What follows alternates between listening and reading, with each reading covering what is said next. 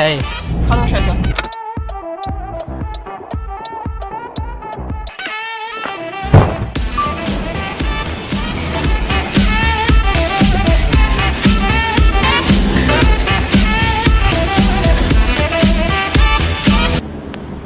大家好，今天呢，就像我上个视频说的，来到了斯台普斯中心。现在呢是早晨的11点钟，我们来这边呢，先提前进场，有机会参加一个训练师的一个采访。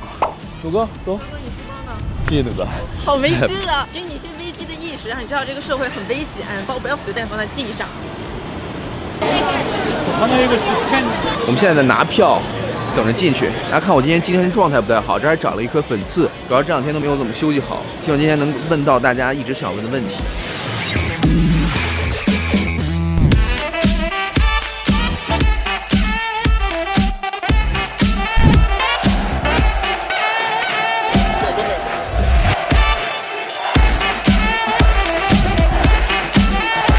Short conversation. So I got 2 questions for you, bro. Yeah. How long have you been working in this industry, like for training NBA players?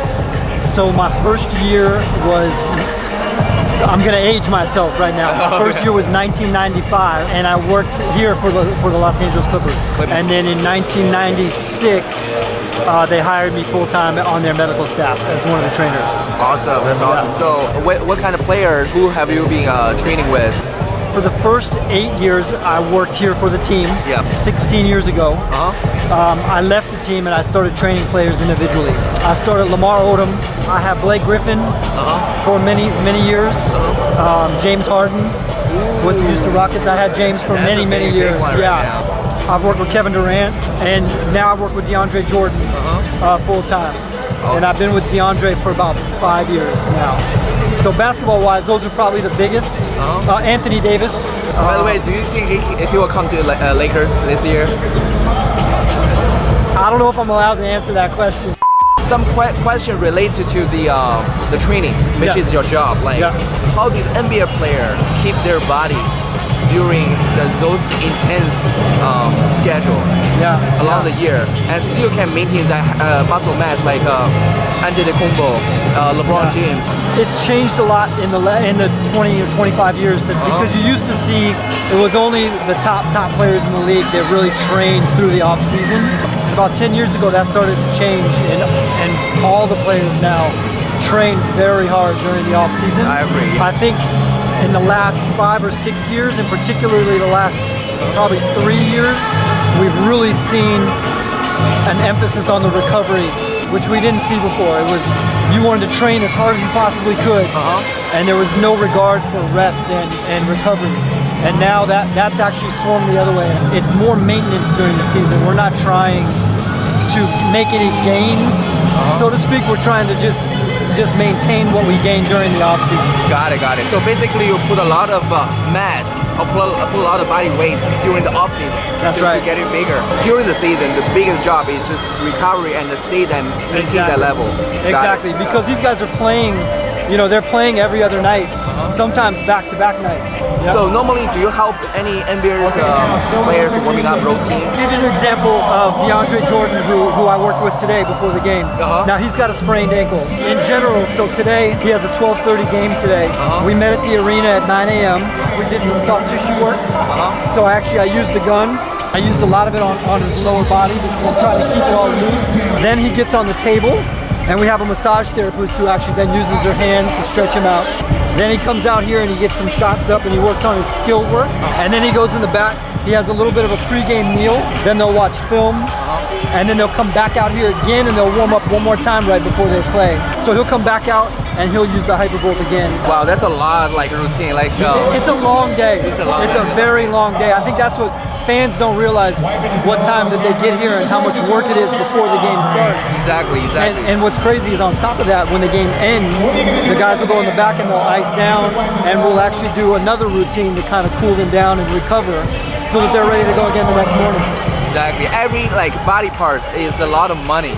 like a lot of money. A lot of money and work involved. I can tell.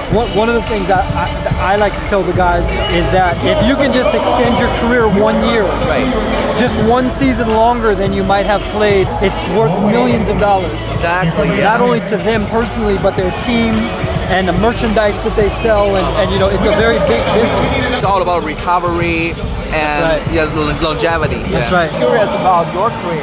So what's your background, like the educational? I went to the USC, University of Southern California. My background was in physiology, and then I interned here with the Clippers. And I've always been interested in the body and anatomy and how the body works. There's no education like time, like experience. Yeah. So over time, I've developed my own theories on things, and obviously every time I meet someone new, I pick their brain and I learn something new. My advice is always to intern. Go find the niche that you want to be in. Yeah. So for me, I loved basketball and I loved sports. So I knew like I wanted to do something in this industry, this event, and I was willing to work for free, which is very difficult, obviously. You have to have a passion for it. You have to be willing to do it because you love it, not because you're trying to make money necessarily. Right. Because sometimes there's not a lot of money involved. I think that's it, Robbie. Is that cool? Yeah, that's cool. Thank you so much for knowledge. No, I appreciate it. I'm actually catching a flight. If you need anything, just always let me know. You want to come to another game or whatever, just reach out to me and I'll be happy to help. All right. 以上大家看的就是我采访 NBA 的训练师 Robbie 的整个过程。由于时间的关系呢，我没有把所有的问题放在这边，那剩下的问题呢，大家可以去我的好朋友减脂小柯的这个频道里进行查看。如果大家关注我比较久的话，就知道我以前也是个打篮球的。还记得当时我最大的愿望就是能够去看一场 NBA 的球赛，我从来没有想到能够有机会采访 NBA 这么一个训练师，所以大家看到在视频里我还是有点紧张，有点激动。希望下次能有机会让我采访到 NBA 的球员。顺便告诉大家，我是汤姆森的粉丝。那其实呢，我也非常感谢我的赞助商 HyperIce 能给我们这次机会，给我们买了非常好的座位，同时呢，他还提供了2个筋膜放松的球给大家。就这个球呢，就是我上个视频大家看我在零重力战队使用这么一个筋膜放松球。那转赞评 B 站和微博的原视频呢，3天之后会分别抽1名幸运的小伙伴获得这个 Hypersphere 筋膜放松球，所以大家千万不要错过，赶紧去行动吧。很多小伙伴问关于我的一个问题，就是帅哥，我看你以前是打篮球，那为什么最近也从来没有发过打篮球的视频啊？原因是自从我开始系统健身以来，我真的就再没有打球了。原因很简单，从一开始我就觉得打篮球会让我掉肌肉，换句话说就是影响我健身。但是这个事情到底是不是真的呢？其实是也不是。还记得当时我还开始没有系统健身之前，然后我打篮球再去训练，我发现自己的增肌到了一定程度呢，都遇到了瓶颈。由于当时我的理论知识不够丰富，实战经验也不够丰富呢，所以我就单纯把这2个东西画上了等号。但现在看来，当时的想法真的是非常片面的。那篮球作为一种就是正常的一种运动，它是会消耗你体内的能量的。如果你一旦要消耗能量，你还想保持一个增肌或者是卡路里盈余的状态，理所应当的你就需要比平时吃的更多。我当时很有可能是吃的不够，也有可能是休息不好，也有可能是训练不到位。我都当时没有进行一个跟踪和计算，我就单纯把这2个东西画上了等号。我希望刚才我说的这些经验呢，能对于打篮球和健身平衡2者之间关系的小伙伴有一点点的帮助，因为这都是我的亲身经历。那如果大家有任何关于篮球或者是任何 NBA 的话题呢，都可以在下面留言给我，因为我本身也非常的喜欢看球，只不过平时不发而已，因为怕引战。以上呢就是我对训练师 Robbie 的采访以及我个人的一些感受。那场比赛到底怎么样了呢？咱们继续看。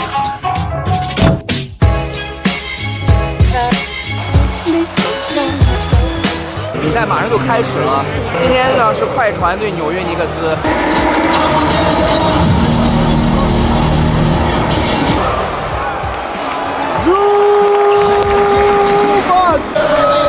教练，咱们赌场球吧，咱俩啊？你赌谁赢？我赌克利本，我也赌克利本赢。我操，我大赌什么？这样我赌一个4赢，赌一个谁输谁请吃饭。